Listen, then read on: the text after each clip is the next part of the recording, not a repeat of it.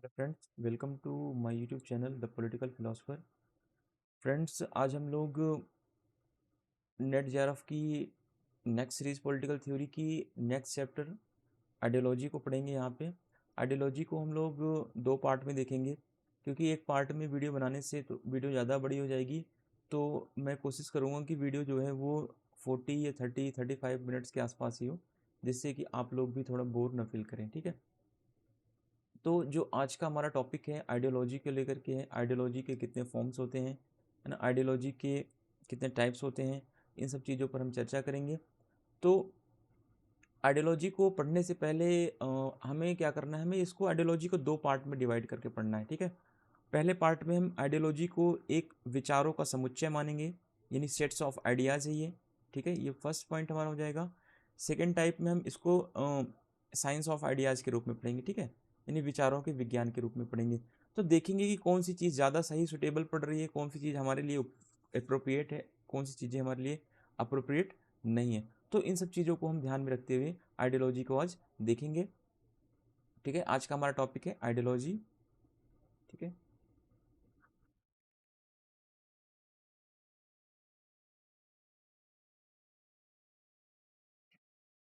देखिए जो पहला इसका पार्ट्स है या पहला टाइप्स है कि आइडियोलॉजी को हम एक विचारों का समुच्चय के रूप में पढ़ते हैं। ठीक है, सेट्स ऑफ आइडियाज। जो सेट्स ऑफ आइडियाज होता है, ठीक है, वो किस किस पर बल देता है, यानी कि जो सेट्स ऑफ आइडियाज होगा, जो विचारों का समुच्चय होगा, वो स्वीकृत मान्यताओं पर विश्वास कर लेते हैं। यानी जो समाज में परंपराएं परंपराएं चली आ रही हैं, जो मान्यताएं अब तक स्वीकार होती चली आ रही हैं, ठीक है, उन्हीं मान्यताओं को हम क्या कर लेंगे, एक्सेप्ट कर लेंगे। ठीक है, इस पे हम किसी भी प्रकार का कोई डिबेट नहीं करेंगे, कोई डिस्कस नहीं करेंगे, कोई लॉजिक नहीं लगाएंगे, बल्कि जो भी मान्यताएं चली आ रही हैं अब तक समाज में, उन्हीं चीज़ों को हम क्या करते चलेंगे, यहाँ पे स्वीकार करते चलेंगे। एक तो ये विचारधारा को एक स्वरूप ये हो गया। ठीक है, फिर इसी में हम क्या करते हैं, जो विचारों का समुच्चय होता है, इसको हम क्या, इसमें क्या होता है, इसमें इंसान बंद दिमाग का लक्षण इंसान के पास पाया जाता है। यानी कि इंसान कोई तर्क नहीं करता, वो जो चीज़ें चली आ रही हैं उसी पर क्या करता चला जाएगा, वो उसी पर आंख मूंद करके विश्वास करता चला जाएगा। ठीक है, वहाँ पे ये अपना दिमाग नहीं लगा सकता इंसान इस समाज में। ठीक है, जहाँ पे विचारों के समुच्चय के रूप में विचारधारा का प्रयोग होता है, वहाँ पे हमेशा बंद सोसाइटी का लक्षण पाया जाएगा, यानी कि क्लोज्ड सोसाइटी। ठीक है, तीसरी चीज हम पढ़ेंगे कि जो विचारों का समुच्चय होता है, ये एक्शन पर बल देता है हमेशा। ठीक है, कार्यवाही पर बल देगा। तो ये सारी चीजें क्या हो गई, इसके अंतर्गत विचारों का समुच्चय है ये। तो दूसरी तरफ हम देखेंगे कि विचारधारा को दूसरे पार्ट में डिवाइड करके देखेंगे, तो विचारों के विज्ञान के रूप में देखेंगे। इसमें क्या होता है विचारों के विज्ञान के रूप में, कि विश्वसनीय ज्ञान की तलाश हमें होती है। ठीक है, यानी कोई विचारधारा चली आ रही है तो उस पर हम आंख मूंद कर विश्वास नहीं करेंगे कि कोई विचारधारा सही है या गलत है। ठीक है, उस पर हम क्या करेंगे, तर्क करेंगे, डिबेट करेंगे। ठीक है, डिबेट करने के बाद ही हम पता लगा पाएंगे कि क्या वह विचारधारा सही है क्या नहीं। तो ऐसी विचारधारा को विचारों का विज्ञान या साइंस ऑफ आइडियाज भी कहते हैं। फिर इस टाइप की विचारधारा में क्या होता है, खुले दिमाग से काम नहीं आता है ना, ओपन माइंड यूज होता है। इसमें हम आंख बंद करके कोई काम नहीं करते कि हमारे फादर ने ये चीज़ें एक्सेप्ट कर ली तो मैं भी एक्सेप्ट कर लूँगा। ठीक है, तो ऐसी चीज़ें नहीं हैं, उस पर हम क्या करेंगे, तर्क करेंगे। फिर यहाँ पे हम इस टाइप की आइडियोलॉजी में जो विचारों के विज्ञान का प्रकार है, इसमें हम सत्य को जानने की इच्छा रखेंगे। ठीक है, यहाँ पे हम सोचेंगे क्या सत्य है क्या असत्य है, क्या जो विचारधाराएं चली आ रही हैं वो सही है या गलत है। इन चीज़ों पर हम क्या करेंगे, फोकस करेंगे। तो हम बेसिकली कहने का उद्देश्य है कि विचारधारा को जब हम पढ़ेंगे तो दो टाइप्स में पढ़ेंगे। ठीक है, एक तो विचारों के समुच्चय के रूप में, समुच्चय का मतलब है कि जो विचारधाराएं शुरू से लेकर के अब तक चली आ रही हैं, उन पर न तो कोई तर्क हुआ है न तो कोई डिबेट हुआ है ना। और दूसरी तरफ हम पढ़ेंगे कि जो आइडियोलॉजी है क्या वो साइंस है, क्या हम साइंस के थ्रू उसको पढ़ सकते हैं, क्या हम उसमें जो विचारधाराएं चली आ रही हैं क्या उस पर हम तर्क कर सकते हैं, है ना। इन सब चीज़ों पर हम चर्चा करेंगे आज।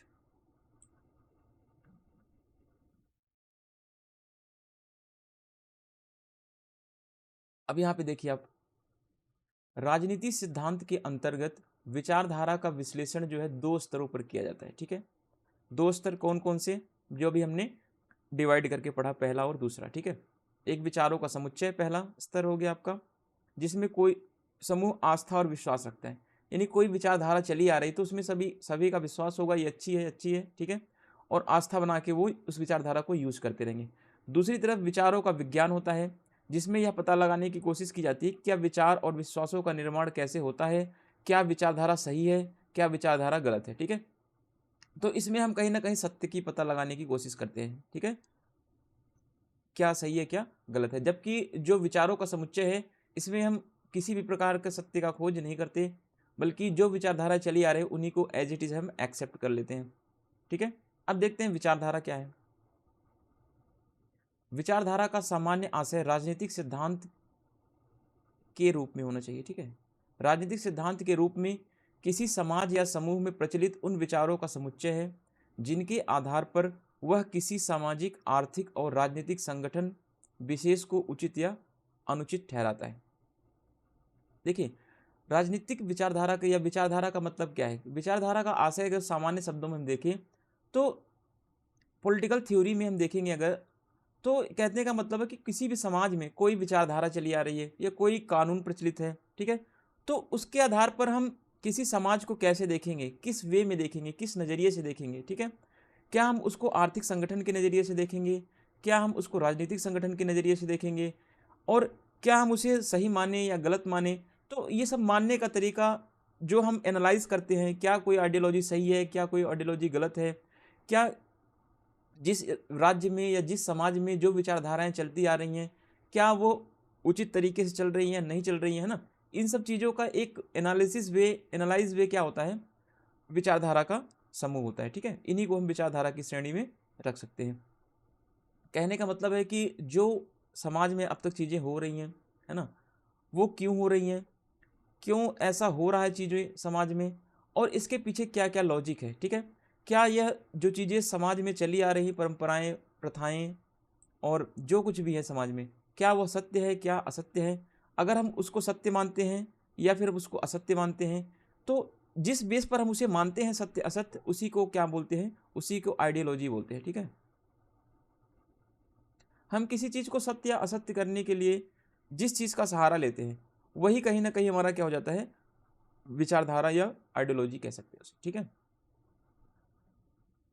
अब हम देखते हैं विचारधारा को विचारों के विज्ञान के रूप में, ideology as the science of ideas. अब विचारधारा विज्ञान के रूप में कैसे हो सकती है। ठीक है, विचारधारा विचारों के विज्ञान का क्या करती है, संकेत देती है। पहला पॉइंट, यानी कि कोई विचारधारा होगी, ठीक है, वैज्ञानिक विचारधारा जो भी विचारधारा होगी, ठीक है, चाहे वो विज्ञान के रूप में हो, चाहे वो किसी भी रूप में हो, ठीक है, जो वैज्ञानिक विचारधारा है, ठीक है, जो विचारों के विज्ञान के रूप में विचारधारा है, वो विज्ञान का संकेत देती है कि हमें क्या चीज़ें सत्य लग रही है, क्या चीज़ें हमें असत्य लग रही है। ठीक है, तो हमें यहाँ पे फाइंड आउट करना है कि क्या चीज़ें सही है और क्या चीज़ें गलत हैं। ठीक है, अब क्वेश्चन आता है नेट में कि एक फ्रांसीसी थिंकर हैं देस्तु द ट्रेसी, ठीक है, इन्होंने 19वीं शताब्दी के आरंभिक वर्षों में विचारधारा शब्द का प्रयोग किया। विचारधारा शब्द का प्रयोग इन्होंने किया विचारों के विज्ञान के रूप में किया, ध्यान रखना। ठीक है, विचारधारा शब्द का प्रयोग सर्वप्रथम किसने किया, ट्रेसी ने किया, और विचारों के विज्ञान के रूप में किया। इतनी बात याद रखना आप। और विचारों के विज्ञान के रूप में कहने का मतलब कि जो भी विचारधाराएं समाज में चली आ रही, चाहे वो उदारवादी विचारधारा हो, चाहे वो पूंजीवादी विचारधारा हो, चाहे साम्यवादी विचारधारा हो, कोई विचारधारा हो, ठीक है, उसको हम विज्ञान की कसौटी पर, साइंस के कसौटी पर उसे खरा उतरने के लिए ट्राई करेंगे, क्या यह विचारधारा सही है, क्या विचारधारा गलत है। ठीक है, तो विचारों का विज्ञान का मतलब यही होता है कि कोई चीज़ें, कोई विचारधारा कितनी सही है, कितनी गलत है, क्या उसे हम एक्सेप्ट करें या ना करें। अब देखिए, विचारधारा शब्द के जन्मदाता जो है फ्रांसीसी विचारक एंटोनियो डेस्ट्रे डी ट्रेसी, ठीक है, ऊपर जो अभी हमने पढ़ा इन्होंने दिया। कभी कभी ये नेट में एक बार ये क्वेश्चन आया हुआ है कि इस शब्द का पहली बार प्रयोग कब हुआ, तो 1796 में। ठीक है, 1796 में पहली बार इसका प्रयोग हुआ। किया प्रयोग किसने, डी ट्रेसी ने। ठीक है, डी ट्रेसी ने सबसे पहले विचारधारा शब्द का प्रयोग किया 1796 में। अब मैंने थोड़ा पीपीटी में गैप बना दिया जिससे कि लिखने में और देखने में चीज़ें आपको आसानी लगे। ठीक है, अब देखिए, ट्रेसी ने वैज्ञानिक पद्धति से प्राप्त ज्ञान की प्रामाणिकता पर बल देते हुए विश्व को विकृत ज्ञान के प्रति क्या किया, उन्होंने सावधान किया। अब जो ट्रेसी हैं इन्होंने विचारों का विज्ञान एक कॉन्सेप्ट दिया, ठीक है, विचारों का विज्ञान, साइंस ऑफ आइडियाज की बात इन्होंने की। इन्होंने ये बोला कि जो भी हम ज्ञान प्राप्त करते हैं, ठीक है, जो भी ज्ञान प्राप्त करते हैं उसकी हमें प्रामाणिकता पर बल देना चाहिए कि क्या वह ज्ञान हमारे लिए सत्य है या असत्य है, ठीक है। उन्होंने विचारधारा को विचारों के विज्ञान के रूप में विकसित करने का प्रयत्न किया, परंतु वे असफल रहे, ठीक है। तो ये बात ध्यान रखना कि विचारों के विज्ञान की बात किसने की, डी ट्रेसी ने की। क्या विचारों के विज्ञान की बात उनकी सफल रही, तो नहीं, उनकी विचारों की जो विज्ञान की बात रही वो क्या हुई, प्रॉपर तरीके से, पूरी तरीके से असफल हो चुकी थी। अब देखिए, ट्रेसी ने तर्क दिया था कि सही अर्थ में हमारे विचार अनुभव मूलक ज्ञान पर आधारित होते हैं। अलौकिक या आध्यात्मिक घटनाएं सही विचारों के निर्माण में कोई भूमिका नहीं निभाती। ट्रेसी कह रहे हैं कि अगर हमें सही अर्थ में विचारों का अनुभव करना है, ठीक है, अगर हमें सही अर्थ में या सही तरीके से प्रॉपर वे में अगर हमें आइडियोलॉजी को फाइंड आउट करना है, ठीक है, आइडियोलॉजी को क्या करना है, फाइंड आउट करना है, पता लगाना है, तो हमें क्या करना पड़ेगा, हमें अनुभव पर बल देना पड़ेगा, ठीक है। दूसरी बात, हमें सुपर नेचुरल की बात नहीं करनी, हमें आध्यात्मिकता की बात नहीं करनी। क्यों नहीं करनी, क्योंकि अलौकिक और आध्यात्मिकता की घटनाएं हमें सही विचारों के निर्माण में कोई भूमिका इनका नहीं होता, ठीक है। अगर हमें सही विचारों के निर्माण का पता लगाना है कि विचारधारा बनती कैसी है, क्या विचारधारा वो सही है या गलत है, तो इसके लिए हमें क्या करना पड़ेगा, इसके लिए हमें अनुभव का सहारा लेना पड़ेगा, ठीक है।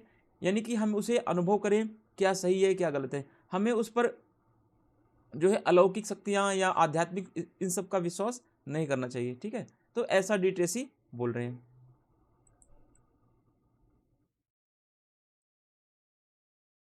अब देखते हैं कि अलग अलग विचारकों के अनुसार क्या क्या विचारधाराएं होती है।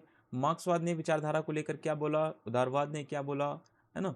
फिर अलग अलग और भी बहुत सारी आइडियोलॉजी हैं जिन्होंने विचारधारा को लेकर के क्या बोला। अब देखिए मार्क्सवाद क्या बोलते हैं, मार्क्सिज्म के अकॉर्डिंग क्या होती है ideology, ideology according to Marxism. Karl Marx ने अपनी उनकी दो फेमस बुक रही है, एक जर्मन आइडियोलॉजी है और दूसरी है इनकी a contribution to the critique of political economy. आप यहाँ पे ये परेशान मत होइए कि मार्क्स की बुक यहाँ पे आपको सारी मेंशन नहीं मिलेंगी। जब आपका मार्क्स का टॉपिक आएगा तो वहाँ पे आपको मार्क्स की सारी बुक्स जो है वो सिक्वेंस में मिलेंगी, ठीक है, ये बात ध्यान रखना। इन्होंने दो बुक जो फेमस है इनकी, जर्मन आइडियोलॉजी और a contribution to the critique of political economy, ठीक है, 1859। तो इस दो बुक में इन्होंने क्या किया, विचारधारा की बात कही कि विचारधारा क्या होती है, क्या विचारधारा बुर्जुआ वर्ग की होती है, क्या विचारधारा गरीबों की होती है। तो इन सब बातों को लेकर के मार्क्स ने बताया। और फिर देखिए नेक्स्ट जो एग्जाम में आया हुआ क्वेश्चन है आपका, मार्क्स ने बोला कि विचारधारा क्या होती है, मिथ्या चेतना होती है। मिथ्या चेतना का मतलब ये झूठी चेतना होती है, ठीक है, झूठी चेतना होती है। अब झूठी चेतना का क्या मतलब है, मार्क्स कहना चाह रहे हैं कि विचारधारा केवल पूंजीपति की विचारधारा होती है, ठीक है, गरीबों की, सर्वहारा वर्ग की कोई विचारधारा नहीं होती, ठीक है, ऐसा मार्क्स का मानना है। मार्क्स ने स्वयं को क्या बोला, वैज्ञानिक कहा। अब देखिए मनुष्यों की चेतना उनके अस्तित्व को निर्धारण नहीं करती, बल्कि उनका सामाजिक अस्तित्व उनकी चेतना को निर्धारित करता है, ऐसा कार्ल मार्क्स बोल रहे हैं। अब मार्क्स के कहने का मतलब है कि जो मनुष्य के अंदर चेतनाएं होती हैं वो उनके अस्तित्व का निर्धारण नहीं करती कि क्या मनुष्य को क्या करना चाहिए क्या नहीं करना चाहिए, बल्कि उनका सामाजिक स्तर, व्यक्तियों का सामाजिक स्तर उनके अस्तित्व का निर्धारण करता है, ठीक है। अगर व्यक्ति समाज में दबे कुचले डिप्रेस्ड क्लास के होंगे तो वे अपने अस्तित्व के लिए आवाज़ उठाएंगे, ऐसा मार्क्स का मानना है, ठीक है। तो ये स्टेटमेंट था, आप इसको मैंने बोल्ड करके लिख दिया है, तो आप इन सब स्टेटमेंट को आप याद रखें, ठीक है, क्योंकि नेट में एज इट इज़ क्वेश्चन आते रहते हैं और आया हुआ भी है, टीजीटी पीजीटी के एग्ज़ाम में आए हुए हैं क्वेश्चन ये। तो इस तरीके से चीज़ें आप पढ़ते चलें। अब देखिए मार्क्स के अनुसार सामाजिक विकास की प्रक्रिया में मनुष्यों की भौतिक आवश्यकताएं आगे बढ़ जाती हैं, परंतु उनकी सामाजिक चेतना पिछड़ जाती है और यही पिछड़ी हुई चेतना, मिथ्या चेतना, उनकी विचारधारा को व्यक्त करती है, जिसका प्रयोग प्रभुत्वशाली वर्ग की सत्ता को कायम रखने के लिए किया जाता है। देखो मार्क्स का मानना था कि मार्क्स तो एक जो बेसिकली मार्क्स है भौतिकवादी विचार, ठीक है, मार्क्स ने भौतिकता पर ज्यादा बल दिया है। मार्क्स कह रहा है कि मार्क्स के अनुसार सामाजिक विकास के चक्कर में क्या होते हैं, लोग अपनी भौतिक आवश्यकताओं को आगे बढ़ाने में लगे रहते हैं, ठीक है, और वे अपनी सामाजिक चेतना उनकी क्या होती है, उनकी जो समाज में उनको क्या सोचना चाहिए, क्या उनकी स्थिति है व्यक्तियों की, उसके बारे में वे बेखबर हो जाते हैं, और वे दिन रात क्या करते हैं, अपनी भौतिक आवश्यकताएं बढ़ाने के चक्कर में पड़े रहते हैं। तो मार्क्स कह रहा है कि हमें अपनी भौतिक आवश्यकताओं को इतना नहीं बढ़ाना है, बल्कि हमें अपनी सामाजिक चेतना को बढ़ाना है, ठीक है। अगर हमारी सामाजिक चेतना पिछड़ जाएगी तो यही सामाजिक चेतना, अगर हमारी पिछड़ी हुई चेतना क्या हो जाएगी, फिर मिथ्या चेतना बन जाएगी, और यही मिथ्या चेतना क्या होगी, यही मिथ्या चेतना का प्रयोग करके प्रभुत्वशाली वर्ग जो है हमारे ऊपर अपनी सत्ता को कायम रख देंगे, ठीक है। तो मार्क्स का बेसिकली मानना है कि जो मिथ्या चेतना होती है वो प्रभुत्वशाली वर्ग के लिए फायदेमंद होती है, क्योंकि इसी मिथ्या चेतना के बल पे, झूठी चेतना के बल पे वो क्या करता है, वो समाज में अपना प्रभुत्व कायम रखता है। ऐसा मार्क्स का मानना है। तो कॉमन सी बात है कि मार्क्स का मानना था कि जो विचारधारा होती है वो केवल पूंजीपतियों की विचारधारा होती है, सर्वहारा वर्ग की कोई विचारधारा नहीं होती है। इतना कॉमन सी बात आप याद रखना, ठीक है। और मार्क्स ने विचारधारा को क्या बोला है, मिथ्या चेतना की संज्ञा दी है। अब यहां पे देखिए, मार्क्स के अकॉर्डिंग विचारधारा की आवश्यकता किसको हमेशा होगी, विचारधारा की आवश्यकता हमेशा शासक वर्ग को होगी। अब यहाँ पे क्वेश्चन बन जाएगा कि मार्क्स के अनुसार विचारधारा की आवश्यकता हमेशा सर्वहारा वर्ग को होगी।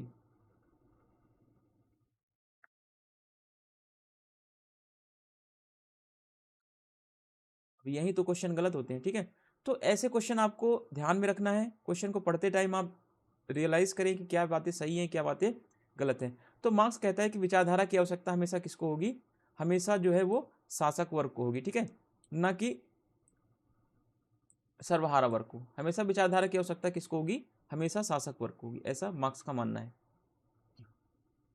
क्यों होगी, क्योंकि मार्क्स कहता है कि विचारधारा के माध्यम से ही वो क्या करता है, समाज में नियंत्रण बनाए रखता है, समाज पर नियंत्रण बनाए रखता है, ठीक है। मार्क्स कहता है कि विचारधारा के माध्यम से ही प्रभुत्वशाली वर्ग, जो पूंजीपति वर्ग है, वो क्या करता है, समाज पर, सोसाइटी पर अपना प्रॉपर कंट्रोल बना के रखता है। लेकिन मार्क्स की इसी बात को लेनिन ने क्या कर दिया, नकार दिया। कैसे नकार दिया, अब यहाँ पे देखिए, एक तरफ मार्क्स कह रहे हैं कि विचारधारा जो है क्या होती है, मिथ्या चेतना होती है, विचारधारा की आवश्यकता किसको होगी, हमेशा शासक वर्ग को होगी, यानी कि पूंजीपति को होगी, ठीक है, बुर्जुआ क्लास को होगी, इलीट क्लास को होगी। लेकिन लेनिन ने अपनी पुस्तक what is to be done, ठीक है, 1902 में लिखी गई, 1902 में लिखी गई, में इन्होंने बताया कि विचारधारा का मात्र विरोधी नहीं, ठीक है, लेनिन जो है विचारधारा मात्र का विरोधी नहीं था, बल्कि वह बुर्जुआवादी विचारधारा का उसने विरोध किया, और उसने कहा कि समाजवादी विचारधारा का समर्थन होना चाहिए, ठीक है। तो मार्क्स ने जो कहा विचारधारा होती नहीं है, विचारधारा अगर होती भी है तो वो किसकी होती है, केवल शासक वर्ग की होती है, या सर्वहार या फिर पूंजीपति वर्ग की होती है, ठीक है। लेकिन लेनिन ने कहा कि विचारधारा का इसने विरोध नहीं किया, जबकि विचारधारा का विरोध मार्क्स ने किया। मार्क्स ने विचारधारा को क्या बोल दिया, मिथ्या चेतना बोल दिया, विरोध कर दिया इसका। लेकिन लेनिन ने विचारधारा का विरोध नहीं किया, बल्कि इसने किया तो किसका, किस विचारधारा का किया, बुर्जुआ, ठीक है, बुर्जुआ विचारधारा का विरोध इसने किया। लेकिन समाजवादी विचारधारा का या सर्वहारा की विचारधारा का क्या किया, इसने समर्थन किया। ये बात थोड़ा सा लेनिन और मार्क्स में अंतर है, ठीक है। मार्क्स ने विचारधारा को नकार दिया, जबकि लेनिन ने विचारधारा को क्या किया, एक्सेप्ट किया, ठीक है, एक्सेप्ट किया। लेकिन मैं बता रहा हूं, ठीक है, ध्यान रखना, लेकिन बुर्जुआ या जो अमीर वर्ग है या पूंजीपति जो वर्ग है, उनकी विचारधारा को लेनिन ने भी नकार दिया था। केवल लेनिन ने किसकी विचारधारा को स्वीकार किया, सर्वहारा की विचारधारा को स्वीकार किया, समाजवादी विचारधारा को स्वीकार किया, साम्यवादी विचारधारा को स्वीकार किया। तो ये बात ध्यान रखना आप इतना, ठीक है। तो जब भी क्वेश्चन पढ़ें और आप अपने अकॉर्डिंग नोट्स बनाते चलें, ठीक है, आप किसी के ऊपर डिपेंड न रहें कि आप आप किसी भी कोचिंग का नोट्स लें, किसी भी कहीं से भी आप कोर्स परचेज करें ना करें वो आपके ऊपर है, पर मैं यही सजेशन दूंगा कि किसी भी कोचिंग के नोट्स पे आप डिपेंड ना रहें और अपना खुद से भी नोट्स बनाते चलें साथ के साथ, ठीक है। अब देखिए, साम्यवाद में विचारधारा को अधिसंरचना का भाग या फिर अंग माना जाता है, जहां वह आर्थिक संबंधों का प्रतिबिंब करती है। अब देखिए, साम्यवाद में एक होता है आधार, एक होती है अधिसंरचनाएं।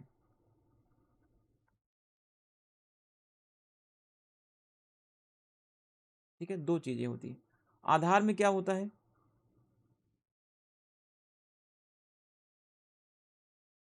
उत्पादन के साधन और उत्पादन के संबंध।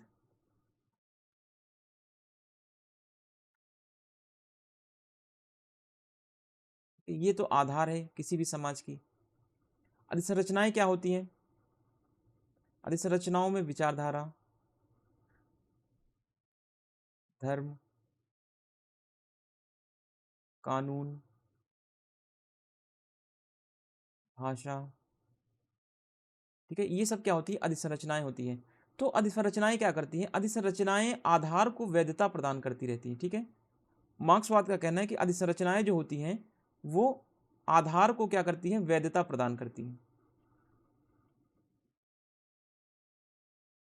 इसीलिए तो मार्क्स जो है वो विचारधारा का विरोध कर रहा है, कह रहा है अगर धर्म खत्म हो जाए, विचारधारा खत्म हो जाए, कानून खत्म हो जाए, भाषा खत्म हो जाए, तो फिर कहीं ना कहीं पूंजीपतियों का अंत हो जाएगा, क्योंकि पूंजीपति जो लोग हैं इन्हीं अधिसंरचनाओं के माध्यम से क्या कर रखा है? समाज पे अपना नियंत्रण बनाए रखा हुआ है, ठीक है। इसीलिए तो मार्क्स ने विचारधारा को मिथ्या चेतना कहा, धर्म को उसने अफीम बता दिया, ठीक है। कह रहा है कि जो कानून होते हैं, जो भाषाएं होती हैं, ये सब क्या होती हैं? ये सब पूंजीपति वर्ग के क्या है? साधन है, ठीक है। इन्हीं को पूंजीपति साधन के रूप में प्रयोग करता है जिससे कि अपनी आवश्यकताओं को वो पूरा कर सके। तो आप इसको प्लीज लिख लें एक बार, ठीक है।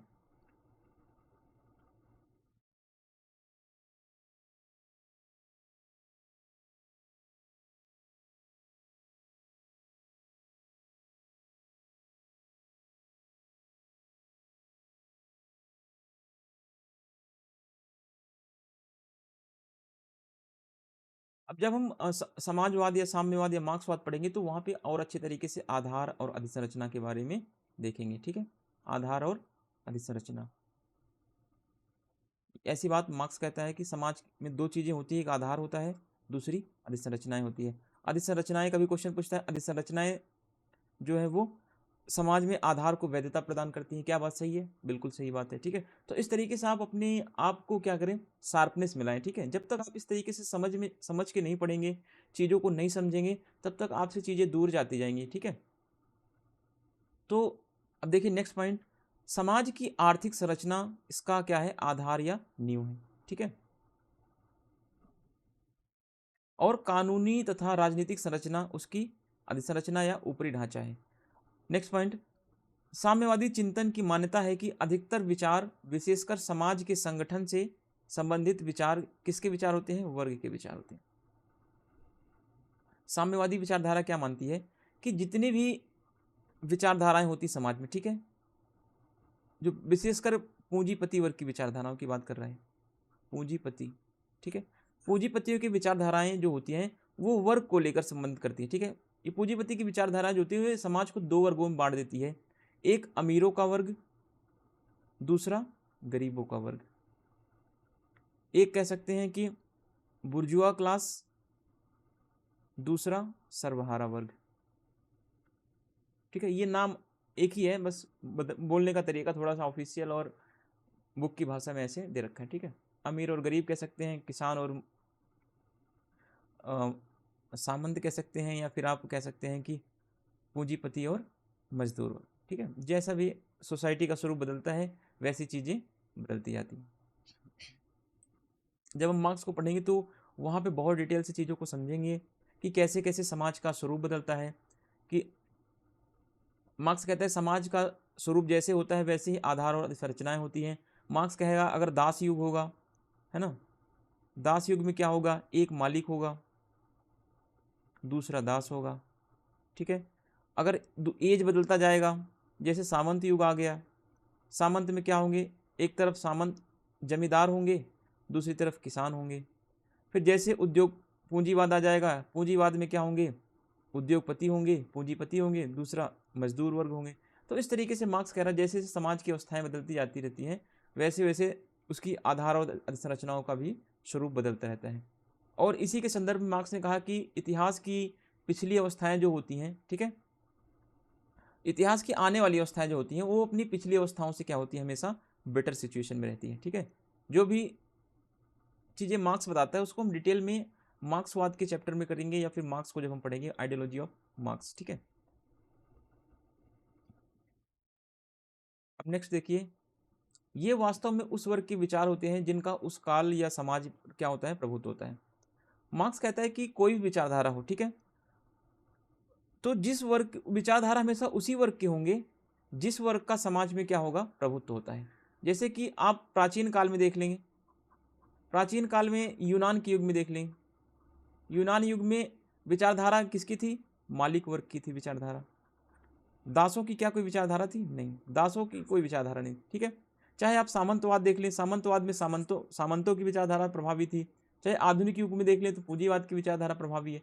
तो इस तरीके से मार्क्स कहता है या साम्यवाद कहता है कि विचारधारा हमेशा उसी वर्ग की प्रभावी होगी जो वर्ग उस समाज में या उस काल में क्या होगा, प्रभावी होगा। ठीक है,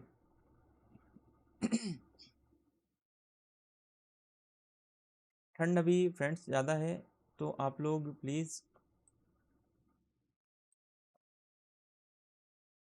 अपने आप को बचा के रखें जिससे कि बीमार उमार ना होने पाएँ। ठीक है, और जब आप हेल्दी रहेंगे तभी आप आगे चीज़ों को कर पाएंगे। और अब देखते हैं नेक्स्ट जो आइडियोलॉजी है, कार्ल मैनहाइम। ठीक है, व्यूज़ ऑफ मैनहाइम। मैनहाइम ने क्या विचारधारा दी, क्या विचार दिया इन्होंने। ठीक है, मैनहाइम को हम पढ़ते हैं, और अब वीडियो के पार्ट्स को हम छोटे छोटे पार्ट्स में डिवाइड करके पढ़ेंगे, क्योंकि वीडियो की जो ज़्यादा लंबी हो जाती है वीडियो, तो इसकी वजह से आप लोग वीडियो को पूरा नहीं देखते हो, और 1 घंटे 1.25 घंटे की वीडियो होने का भी कोई फ़ायदा नहीं है। ठीक है, तो हम देखते हैं कार्ल मैनहाइम के विचार क्या हैं। ठीक है, जर्मन समाज वैज्ञानिक है, पहली बात तो ये। ठीक है, जर्मन के समाजशास्त्री हैं कार्ल मैनहाइम ने अपनी प्रसिद्ध फेमस बुक इनकी है, आइडियोलॉजी एंड यूटोपिया, विचारधारा और कल्पना लोक। कभी कभी नेट में होता क्या है कि मुझसे एक बार ये गलती हो गया था नेट के पेपर में, हिंदी इंग्लिश में मैंने पढ़ के लिया था। ठीक है, इंग्लिश मुझे याद था उसका टर्मिनोलॉजी, और इंग्लिश में बुक का नाम याद था। जैसे कि मैं मान लो कि मैं आइडियोलॉजी एंड यूटोपिया पढ़ के गया हूँ, मुझे यही बुक का नाम याद है, और इस बुक की जगह हिंदी में उस बुक का नाम दे दिया कि विचारधारा और कल्पना लोक। तो आप उस समय क्या होता है कि आप ऐसे तो ट्रांसलेट करके समझ जाएंगे चीज़ें, हाँ ये बोल रहा है, लेकिन कभी कभी होता है क्या है कि एग्ज़ाम के प्रेशर की वजह से आप विचारधारा और कल्पना लोक के बारे में नहीं, आपका माइंड उतना काम कर पाता उस समय। एक तो टाइमिंग का प्रेशर होता है, दूसरी बात आपके पास एग्ज़ाम का भी प्रेशर हो जाता है कि क्वेश्चन कहीं गलत ना हो, सही ना हो। ठीक है, तो इस तरीके से चीज़ों को आप समझ के चलें कि दोनों में आप थोड़ा कमांड बना के चले, आइडियोलॉजी एंड यूटोपिया, या फिर इसी का हिंदी नाम है विचारधारा और कल्पना लोक। इसके अंतर्गत विचारधारा के स्वरूप और भूमिका पर इसने प्रकाश डाला है।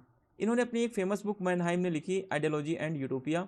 इसमें इन्होंने बताया कि विचारधारा क्या होती है, विचारधारा का स्वरूप कैसा होना चाहिए, विचारधारा की भूमिका कैसी होनी चाहिए, इस पर इन्होंने क्या एक फोकस किया है। तो इस सब के बारे में हम देखते हैं। मैनहाइम ने विचारधारा और कल्पना लोक यानी आइडियोलॉजी एंड यूटोपिया में अंतर करते हुए यह स्पष्ट किया कि विचारधारा मिथ्या चेतना को व्यक्त करती है। ठीक है, अब ध्यान देना, जैसे मार्क्स ने क्या बोला, विचारधारा मिथ्या चेतना को व्यक्त करती है, या विचारधारा मिथ्या चेतना है, same as it is Karl Mannheim ने भी क्या बोला, विचारधारा को मिथ्या चेतना की बात कर दी। ठीक है, और उसका ध्येय, किसका ध्येय, मैनहाइम का उद्देश्य प्रचलित व्यवस्था को क्या करना है, बनाए रखना है। विचारधारा को एक तरफ क्या बोल रहा है, ये मिथ्या चेतना बोल रहा है, और दूसरी तरफ ये कह रहा है कि जो व्यवस्थाएं चल रही समाज में वो व्यवस्था एज इट इज क्या रहे, बनी रहे। ठीक है, मैनहाइम ने विचारधारा की मार्क्सवादी धारणा को क्या किया, स्वीकार करते हुए मार्क्सवादी ढांचे को सामाजिक विश्लेषण के सामान्य उपकरण का रूप दे दिया इसने। अब देखिए, कभी कभी क्वेश्चन आता है कार्ल मैनहाइम के विचार जो हैं क्या वो मार्क्सवाद से मिलते जुलते हैं, तो बिल्कुल। ठीक है, क्योंकि कार्ल मैनहाइम ने मार्क्सवाद की विचारधारा को क्या कर लिया, एक्सेप्ट कर लिया, और इन्होंने मार्क्सवादी विचारधारा के जो मार्क्स ने जो विचारधारा का स्वरूप का विश्लेषण किया था उसी को इन्होंने क्या कर दिया, आगे बढ़ा दिया एक्सेप्ट करके। ठीक है।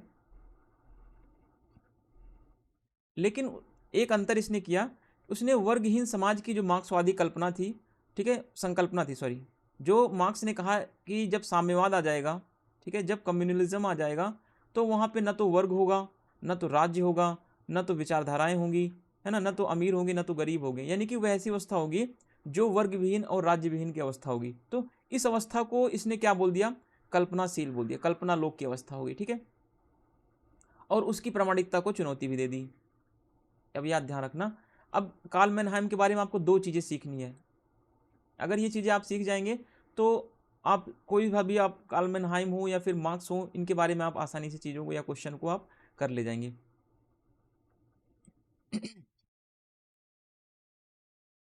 देखिए, कार्ल मैनहाइम ने मार्क्सवादी विचारधारा को स्वीकार कर लिया, ठीक है, कॉमन सी बात है। ठीक है, लेकिन कार्ल मैनहाइम ने क्या किया, क्या स्वीकार नहीं किया। कार्ल मैनहाइम ने जो मार्क्स ने वर्ग विहीन राज्य विहीन समाज की संकल्पना दी थी, उसको इसने स्वीकार नहीं किया। उसको इसने क्या बोल दिया कि जो वर्गहीन समाज है, जो राज्य विहीन समाज होगा, ये क्या है, यह कल्पना लोकी, कल्पना लोकी है, ठीक है। कल्पना लोकी का मतलब यह कभी सत्य नहीं हो सकता। ये मार्क्स की एक कल्पना थी, ये कभी सत्य नहीं हो सकता, क्योंकि कोई भी समाज होगा तो वहाँ पे वर्ग होंगे और वहाँ पे विचारधाराएं होंगी होंगी, ठीक है। तो इसको इसने क्या कर दिया, चुनौती दे दी, ठीक है, कि जो वर्ग विहीन समाज की बात कर रहा है, तो उसने, कार्ल मैनहाइम ने कहा कि आप इसकी प्रामाणिकता करो, है ना। तो कहने का मतलब है कि जो वर्ग विहीन समाज की स्थिति थी, जो मार्क्स के द्वारा प्रतिपादन किया गया था, राज्य विहीन समाज, वर्ग विहीन समाज, क्लासलेस सोसाइटी, स्टेटलेस सोसाइटी की बात जो मार्क्स ने की, उसी आइडियोलॉजी को इसने क्या कर दिया, कार्ल मैनहाइम ने चैलेंज दे दिया, ठीक है। तो चैलेंज देने का मतलब था कि उसने अपनी बुक का नाम भी देखिए, दो बातें उसने बुक में लिखी ना, एक आइडियोलॉजी, उसने मार्क्स की आइडियोलॉजी को स्वीकार तो कर लिया, ठीक है, कि जो मार्क्स ने बोला कि विचारधारा क्या होती है, मिथ्या चेतना होती है, इस बात को उसने स्वीकार कर दिया। लेकिन उसने मार्क्स की दूसरी बात को स्वीकार नहीं किया। कौन सी बात थी वो, कि जो मार्क्स ने कहा कि वर्ग विहीन समाज होगा, ठीक है, समाज कैसा होगा, वर्ग विहीन होगा। तो इस बात को इसने क्या किया, नकार दिया। इस बात को इसने क्या कहा कि आप प्रमाणित करो, ठीक है, इसकी तार्किकता पर इसने प्रश्न उठाया। तो आज की वीडियो बस इतनी होगी, हाफ एन आवर की है, ठीक है। अब हम कल पढ़ेंगे उदारवादियों की विचारधारा, और उदारवादियों की विचारधारा पढ़ के हम आइडियोलॉजी को क्लोज कर देंगे। और 15 पेजेस का है ये, ठीक है। अगर मैं चाहता तो 1 घंटे में पढ़ा के ख़त्म कर सकता था, बट नहीं, क्योंकि आप पूरा वीडियो देखने में बोर होते हैं और वीडियो को फास्ट मोड में देखते हैं, तो इसलिए प्लीज़ आप वीडियो को आराम से देखें, ठीक है, और अधिक से अधिक लोगों के पास शेयर करें, जिससे कि वीडियो अच्छा चलेगा तो मुझे भी मोटिवेशन मिलेगा और मैं वीडियो को आगे बनाऊंगा। अगर वीडियो मैं बहुत इतनी मेहनत से बनाता हूँ, आप लोग वीडियो को देखते नहीं हो, तो फिर मुझे भी थोड़ा डिमोटिवेट होता है कि मेरा भी टाइम कहीं ना कहीं वेस्ट होता है, और आप लोग इसको मतलब लाइटली लेते हो कि नहीं, ऐसे ही फ्री का कोर्स है, फ्री में क्या पढ़ा रहे होंगे सर। तो मैं आपसे वादा करता हूँ कि आप किसी भी कोचिंग का, मैं किसी कोचिंग का नाम नहीं ले रहा हूँ, आप किसी भी कोचिंग की नोट्स ले लीजिए, किसी भी कोचिंग का आप, चाहे इंग्लिश वर्जन चाहे हिंदी वर्जन, जैसा भी आपको अच्छा लगे, ठीक है, किसी भी कोचिंग का आप नोट्स ले लीजिए, और आप मेरे फ्री वाले चैनल से आप कंपेयर करके देखिए। अगर आपने मुझे वो नोट्स भेजा, अगर मेरे से अच्छा वहाँ पे कंटेंट निकल गया, तो मैं आपसे प्रॉमिस करता हूँ मैं यूट्यूब पे पढ़ाना छोड़ दूंगा, ठीक है। तो मेरा कहने का मतलब है कि मैं अपना 100% दे रहा हूँ यहाँ पे, ठीक है, चाहे कितनी भी प्रोफेशनल कोचिंग हो, चाहे कैसी भी कोचिंग हो, है ना। मेरा ये एक कोशिश रहती है कि वो मुझसे ज़्यादा बेटर जो है कंटेंट ना दे पाए, ठीक है, चाहे मेरे पढ़ाने का वे कैसा भी हो, बट मैं आपको कोशिश करता हूँ कि मैं 100% अपना दूँ, पढ़ाने में भी, समझाने में भी, है ना। अब मुझे नहीं पता कि आपको कितनी चीज़ें समझ में आ रही हैं, कितनी चीज़ें नहीं समझ में आ रही हैं, हालांकि मैं अपनी पूरी कोशिश कर रहा हूँ। और मेरे सामने एक प्रॉब्लम और है, क्योंकि मैं सीधे कंप्यूटर पे, देखिए मेरे पास पेन होता है और ये पेन टैब होता है, ठीक है। तो मुझे ये सब चीज़ें पकड़ के भी पकड़ करके बैठना पड़ता है, और कैमरे भी देखने पड़ते हैं, माउस भी चलाना पड़ता है। तो इसकी वजह से मेरा मूवमेंट नहीं हो पाता, जिससे कि मैं आपको डिजिटल बोर्ड की तरह नहीं समझा सकता। डिजिटल बोर्ड पे जैसे टीचर्स चल के इधर उधर समझा लेते हैं, उनके पास थोड़ा टाइम हो जाता है ना, बोलने का, समझने का। तो मेरे पास इतना टाइम नहीं पाता, क्योंकि मेरे सामने बहुत सारा सिस्टम सेटअप लगा होता है।